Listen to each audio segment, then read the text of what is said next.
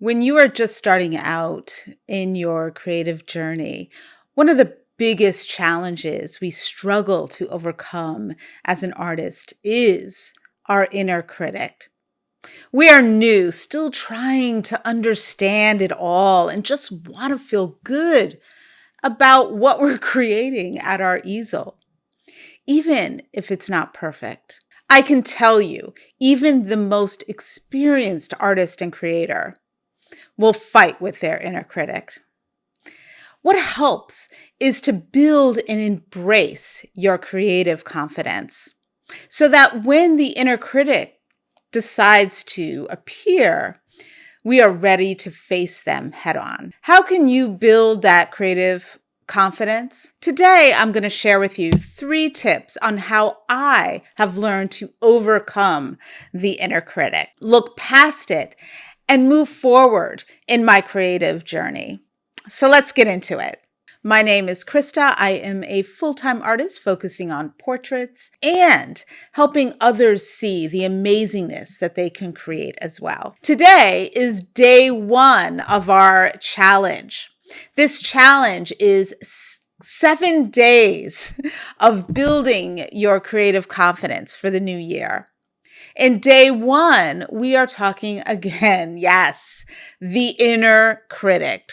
You know, that voice that sits on our shoulder and tells us we're not good enough, this isn't working, you're not an artist, why are you doing this? Why are you here anyway? What are you doing? Yeah, that inner critic. So let's talk about this inner critic and let's do a deep dive on how we can learn how to silence the inner critic when we need to. Because I have to admit, our inner critic is our security blanket. It's our protection. It's something that we've built for ourselves to protect us from being hurt, from being sad, from being rejected. So we have built this little force field for ourselves. So it does make sense that the inner critic appears in those times of need when we are feeling rejected, when we are feeling hurt, when we are feeling like this isn't working. But how can we silence it? Not completely get rid of it, because sometimes we do need that inner critic. But how can we silence it so that we can move forward and grow within our creative practice and journey? So, as a creative, we are always chasing perfection and running away from fear. And our inner critic helps us do all that. Our inner critic helps us create that very narrative that prevents us from creating. How can we change that narrative and face fear head on and not worry about perfection? How can we do that? Let's talk about it. So I have a story to tell, and it's about pressing the send button. And I know that sounds really silly, but I have a story to share about that. And it's a story on how the inner critic almost prevented me from submitting my artwork to get onto a cover of a magazine and make a nice amount of money from doing it.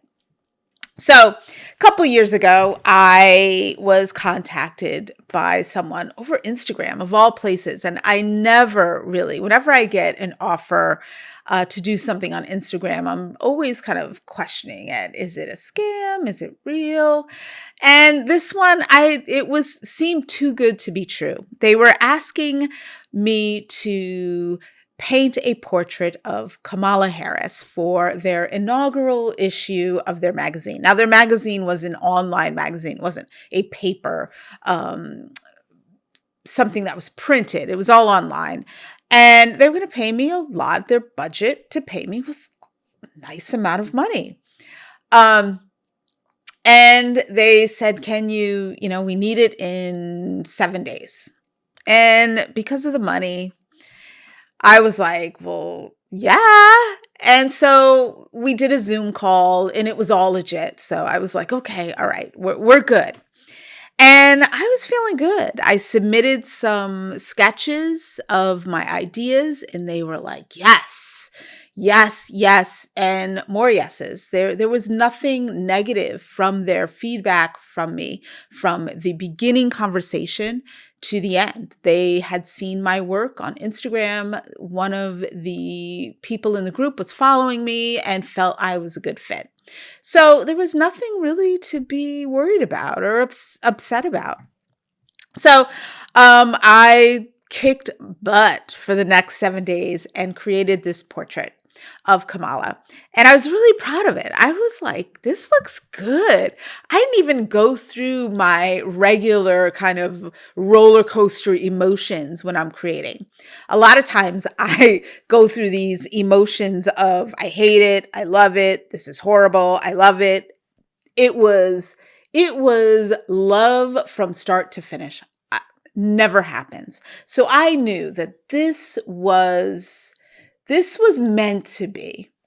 And so I take the photos and they give me all the specs on how to take the photos and I do it on, I get it all perfect. And then it was time to send the email. And I set up the email, attached the photos and everything. And I couldn't press send. And so um, I couldn't understand why I was feeling this way. Like I was literally feeling like a failure. Every feeling, negative feeling that I did not feel from the beginning of this process, from having the conversation with the people to painting the portrait, it was all positive.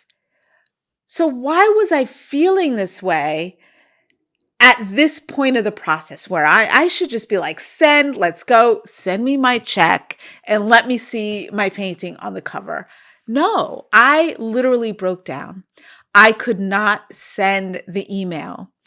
I couldn't press the button. Every negative feeling, my inner critic came forward.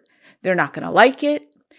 They're going to reject it. You're not going to get paid. It looks horrible. It's not good enough. It looks amateur. People are going to make fun of you, blah, blah, blah, blah, blah. And I was like, what is wrong with me? What is wrong with me? And so this was me for another hour or two trying to press the send button and feeling completely like I can't do this. Like, and ready to just give up on everything because my emotions, my inner critic was fighting like hell to, one, probably protect me, but for no reason. And so I had to step back. I think I called my husband. I don't know. I was going through all, but what did I learn from this in the end? Yes, eventually I pressed the send button. I literally closed my eyes and I just went boom and sent. I did. It took a couple hours, but what can I learn from this process? What did I learn? Well, I learned that I was the only person that was hearing this inner critic. It was just me. The people that wanted me to paint this portrait already loved my work. They loved what I did. And the portrait looked exactly like what they were looking for. Why did I feel so bad then? Yeah, it was fear. I feared the rejection that wasn't there. It wasn't there. They were going to take it. I was going to get paid. They loved it. They loved my work, but I was fearing rejection. Fear of being told it wasn't good enough. But what came out of this? Well, I got my painting on the cover of a magazine. The people loved it. I got my big fat check And when they posted it online, everybody commented, "This is the best cover that you've ever had." That's what I got out of it. So what if I didn't press send? What if I gave up? What if I didn't allow myself to see that success because of my inner critic? And, I have to understand that it's all me. It's me that's creating this fear or this feeling of I can't move forward. So I had to overcome that. Yes, I closed my eyes, I pressed send, and I just was like, whatever happens, happens. But I shouldn't have to feel that way. So when you are questioning whether you should press the button or not, take a step back. Maybe get a journal. I use my journal all the time. I write a lot of crap and just nonsense in here, but sometimes I just need to write out what I'm feeling at that moment and work through it. So a great way to deal with, pressing the send button is write down in your journal all the positive aspects of this situation, right? What were my positive aspects?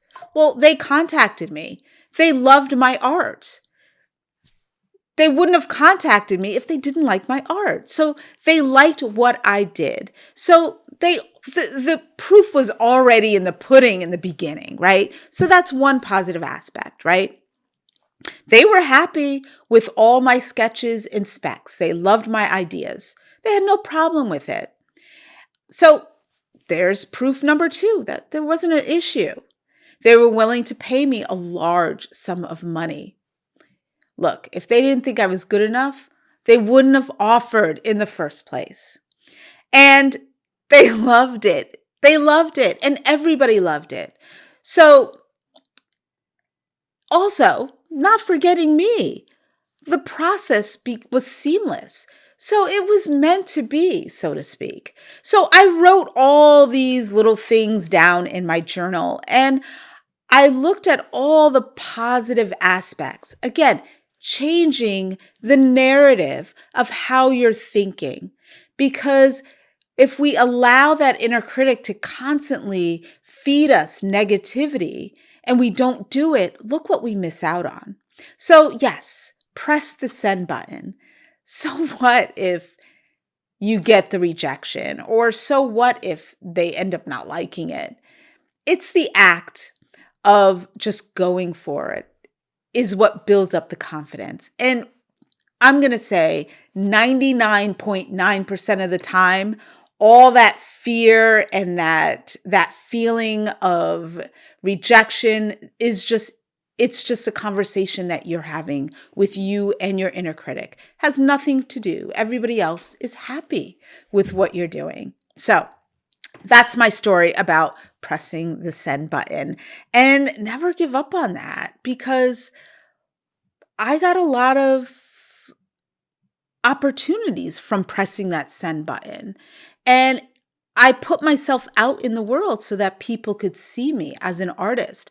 So what if I didn't press that send button? I wouldn't have gotten the big check and people wouldn't have seen my work on a cover of a magazine, right? All right.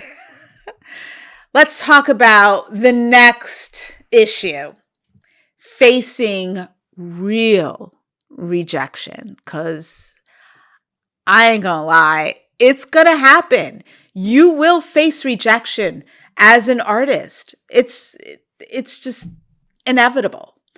But rejection, failure is not a bad thing. So let's change the narrative of that. All right. So I have submitted my work to, I can't even count on my hand, to a lot of juried shows and exhibits. A lot. I used to. And we're going to talk about the used to in a second. And I have been rejected most of the time. So I have submitted to a lot of juried shows and exhibits, art fairs, um, artist calls, submissions, and I have been rejected most of the time. I don't know the percentage, but a lot. And it's heartbreaking. It feels horrible. I feel like my soul has been ripped out of my chest. And all my work and the blood, sweat, and tears, everything. I feel like I lay it all out on the table and that curator just stepped on it. That's how I feel. And I know I'm not alone in how I feel. And I feel like such a failure. Like, I'm a horrible artist. And my creative confidence, when I submit a painting, I'm feeling good. Things are going well. I'm like, yeah, this is it. And then I submit it and I get the rejection and I feel like a zero, loser, zero. Yes. And so it's really tough. And because of that, I stopped submitting to juried shows and exhibits. I stopped because I just could not handle that type of rejection. It was just too much for me. So what can we learn here? Juried shows, art galleries, art fairs, curators, gallery curators, and so forth contain people, human beings, other human beings, and they have likes and dislikes just like we have likes and dislikes. And art in general is very subjective. Some people like some things, some people hate other things. And it all depends on the specific person. So when you submit to a juried show or exhibit, whatever, there's a specific theme in mind, and you're trying to develop something that fits that theme. But the artist, the curator, whoever's picking the artwork for that show has a vision in mind as well. And sometimes your work just doesn't fit into their narrative. And it's not like they don't like your art. It just doesn't fit for today. Or maybe there's like 500 submissions and they can only have 10. So they pick the top 10. And yours just may have been a 11, So we can't feel like such a failure because it's actually rejection in that manner really isn't failure because you haven't failed. The person choosing the artwork feels that it just doesn't fit for this specific show. And you could probably resubmit it to somewhere else and it may fit. So you can't put that level of failure on you because you've been rejected for a show. Again, some of the most experienced artists have been rejected to certain shows. And it happens. It's going to happen. And you're going to experience it. But it's not failure as you hold on to that, how you feel that failure is. It's not really failure. It's a learning experience. It's the curator just didn't feel your work fit. And sometimes you get an opportunity. The curator will actually provide feedback. And that's great. And maybe you don't want to hear it or you don't want to hear the why, but that feedback is really helpful in understanding why you weren't chosen. Sometimes that constructive criticism is really helpful in understanding how we can grow and how we can do better next time. You don't always get that feedback. Usually you just get a big no, but it should be a growth opportunity rather than a failure opportunity, right? If that even makes sense. Remember, the curator has no idea who you are, so they don't dislike you as a person, right? Your work just didn't fit into that specific show. And you can use these rejections again as growth. Take a look at your work and try to, again, go into your journal and list why you felt you got rejected. Take a look at the artwork that did get accepted and look at it, study it, look at the artist, look at the work, look at the overall theme of the show and what the curator chose to pick, and study it and look at their work, the artists that did get accepted. Sometimes there is you just can't figure out why. That's going to happen too. But you'll see, okay, well, maybe I need to work on my skills and techniques a little bit more. Maybe I need to work on this or that, or there's something that I need to work on to get myself to that specific level. So use the rejection as growth rather than this feeling of, I want to curl myself up into a corner, throw out all of my art supplies, and I'm never going to paint again. And I feel that way. And that's why I stopped submitting to juried shows. I did. And I'll be really honest. It's a very difficult type of rejection to receive. But the more information that you can gain from the why, the more information you can utilize to grow yourself, right? And your inner critic can't help you here, right? Because the inner critic doesn't know what the curator wants, right? Only the curator knows what they want. And all you can do is grow and figure out what you can do better next time. So, am I going to go forward and submit to juried shows? That is a big goal of mine for this coming year, is that I am going to make a solid effort. I don't care if I don't feel like I'm ready, and I don't care if I get rejected. I don't care, but I'm going to make an effort to submit to at least 5 artist calls this year. And it doesn't matter if I don't get in, but I'm going to use those submissions as growth. I'm going to take a look at the people. If I do get rejected, I'm going to take a look at the people that got accepted, and I'm going to see what are those things that I need to work on to get better.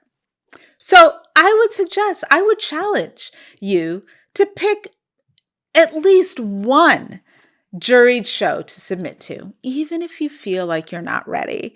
Just do it. It is a learning experience, and it does help build confidence. Yeah, that first time, it's hard.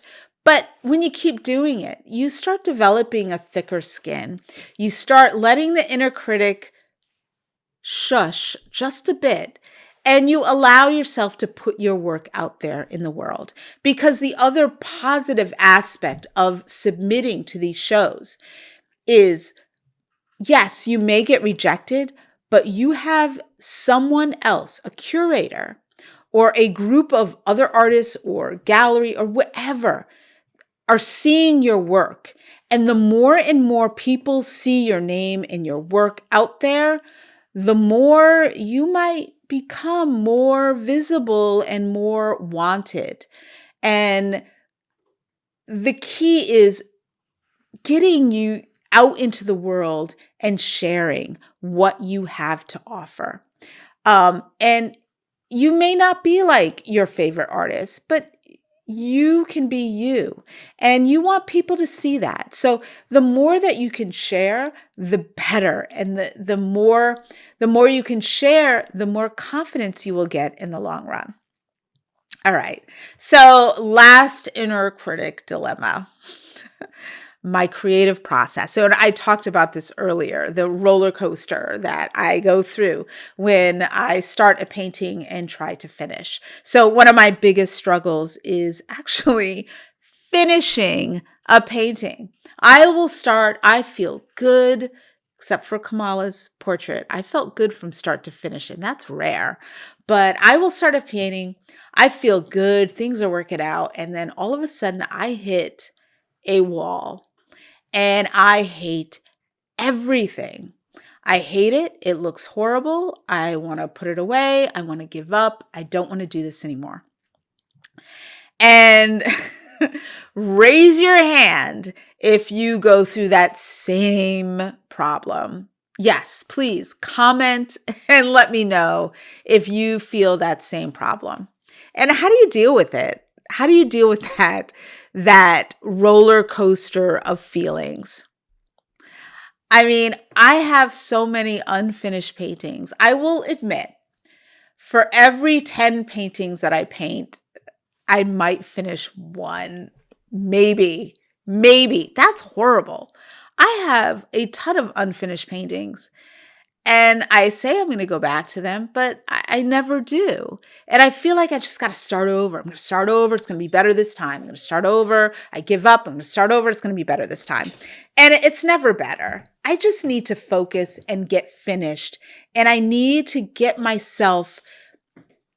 to build more confidence in myself. It's a confidence issue for me because I feel like I get to a certain point and I don't know how to move forward and I don't want to mess it up, right? So it is something I need to work on and I have been working on this past year.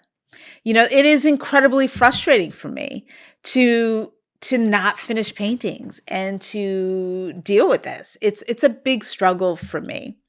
So I just keep going. I step back, I evaluate my progress, and I might journal about it. That's my dog whining. Probably wants food.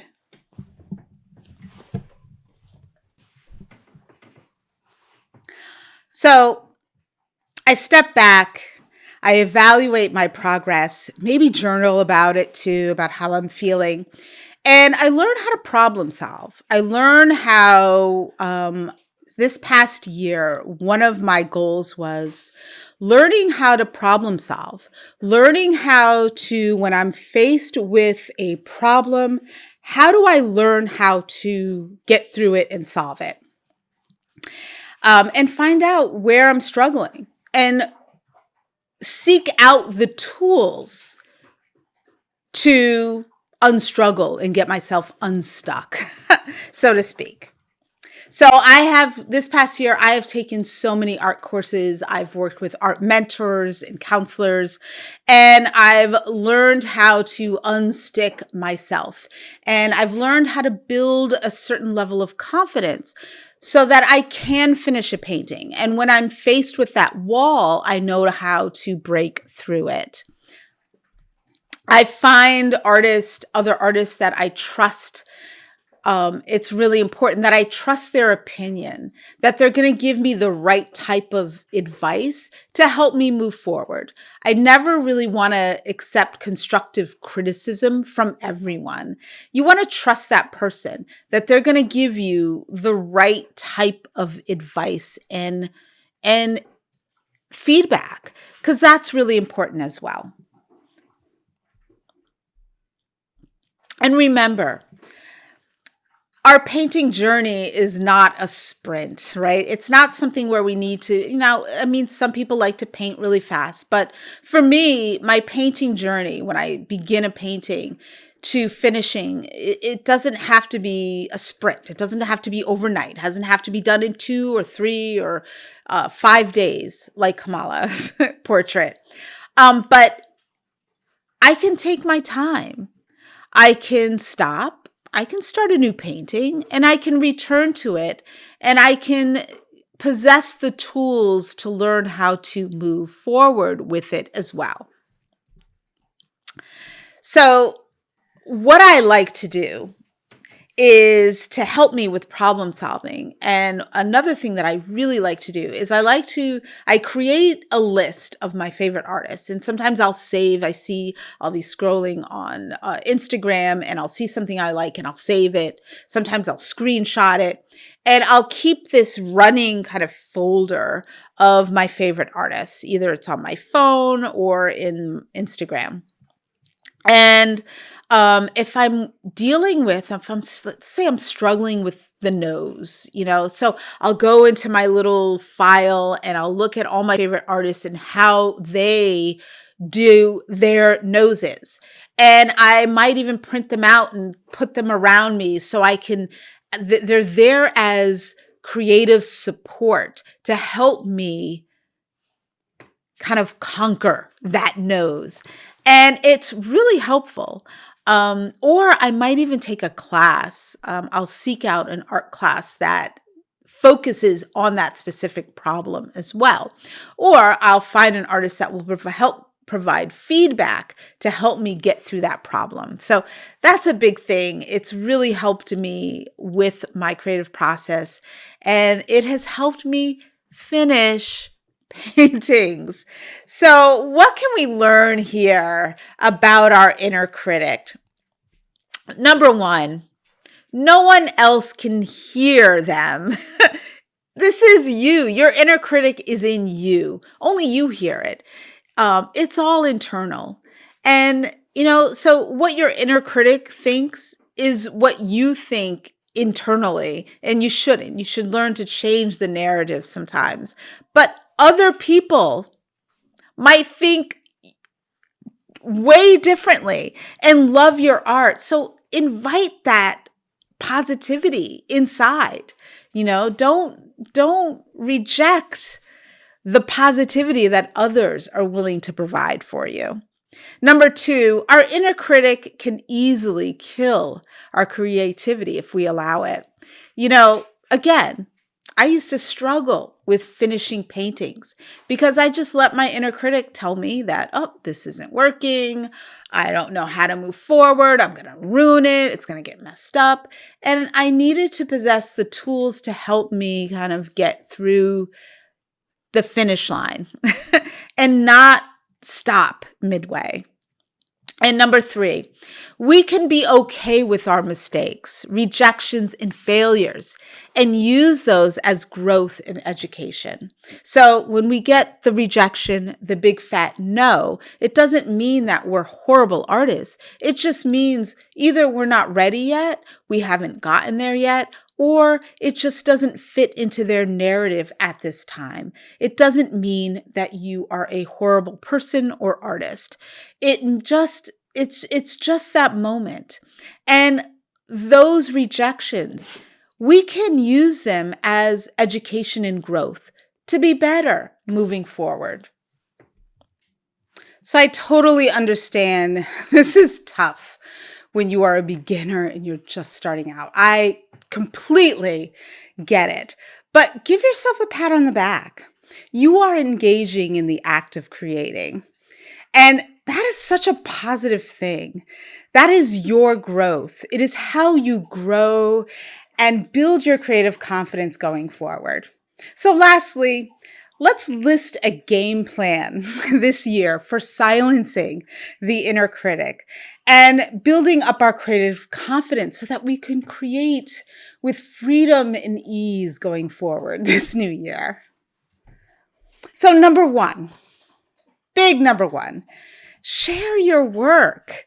If you like to share on social media, go for it. Or if there's a private group you like to share to, go ahead, share it. Put yourself out there in the universe and let people see. There's going to be some people that start into your work, but there'll be people, believe me, that will love your work just because you're creating. They'll love it.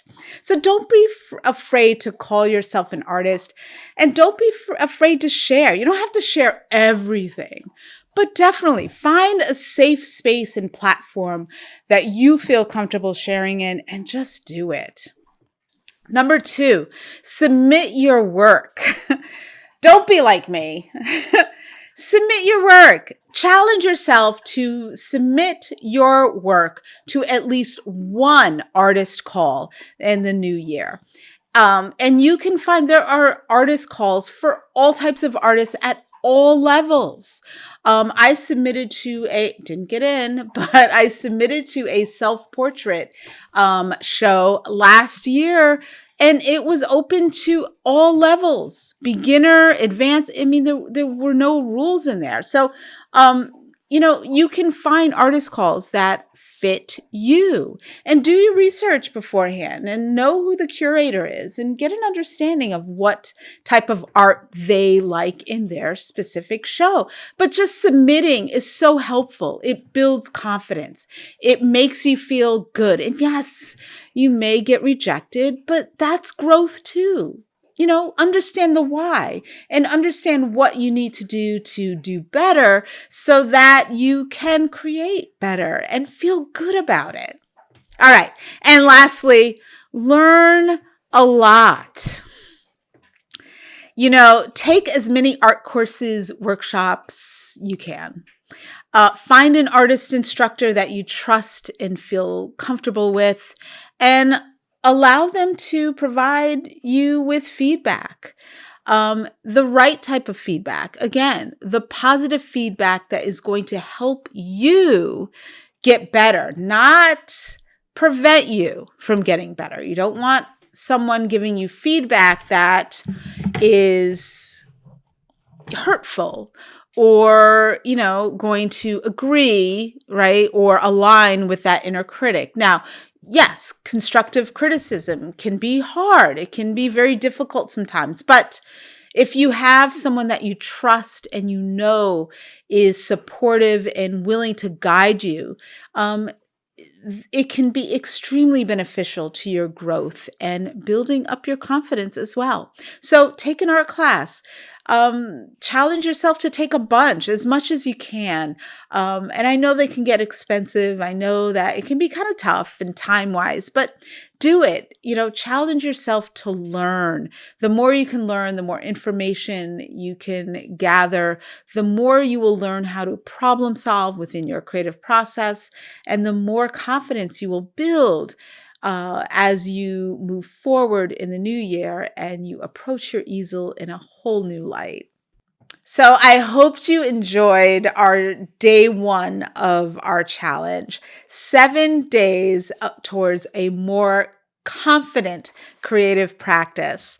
Stay tuned for tomorrow for day 2, where we're going to explore and talk about perfection and fear.